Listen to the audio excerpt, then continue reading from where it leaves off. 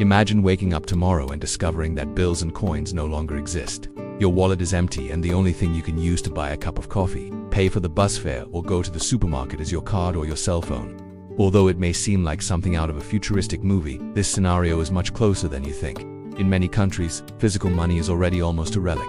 Today, we're going to see what would happen if physical money disappeared completely, what advantages it would have, what problems could arise, which countries are already moving towards this change, and most importantly, how it would affect your daily life. Current context. In Sweden, less than 10% of transactions are made in cash. Many shops no longer accept bills.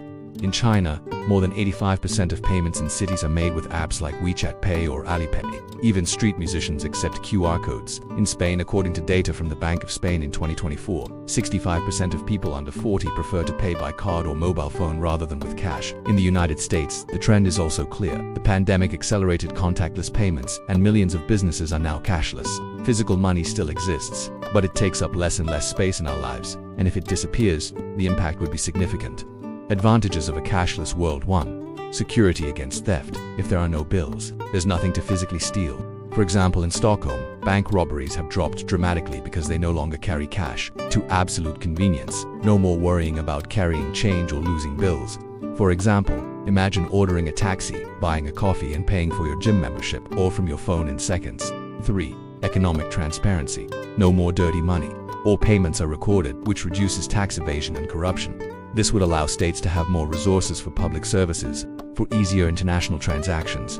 Forget about exchanging currency at the airport. A digital payment would be instant, whether you're in Japan, Mexico, or Spain. The big problems. 1. Exclusion of vulnerable groups. Older people and people without access to banks or the internet would be left out. For example, in rural areas of Latin America, more than 40% of the population still does not have a bank account. 2. Total technological dependence. If the system fails, no one would be able to pay for anything. Real-life example.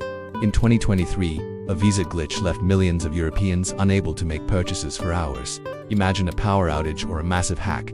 Immediate collapse. 3. Loss of privacy. Every purchase would be recorded in a database. Today a coffee, tomorrow your medications, the day after your travels. To what extent are we willing to sacrifice privacy for convenience? For economic fragility in a crisis. In a hurricane, earthquake, or war, when electricity and the grid fail, physical cash is often the only thing that works. Countries moving towards a cashless world. Sweden. Its official goal is to become the first cashless country by 2030. China, absolute pioneer in mobile payments. Brazil, with its Pix system, more than 150 million people already pay digitally, even in small towns.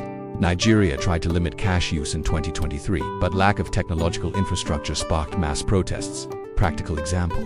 With cash, you buy bread, pay for taxis. Tip. Without cash, your phone runs out of battery and you can't even pay for a cup of coffee. That small example shows us that, although it seems more convenient, we are also becoming more dependent on technology. Final reflection. A world without bills and coins can be safer, faster, and more efficient. But it also means losing privacy, becoming totally dependent on technology, and leaving behind those who can't adapt. The big question is, do we want a fully digital world, or a hybrid model where cash coexists with apps? The answer will depend on each society, and we may soon have to choose. And now it's your turn. Do you prefer to continue using bills and coins or just apps to pay?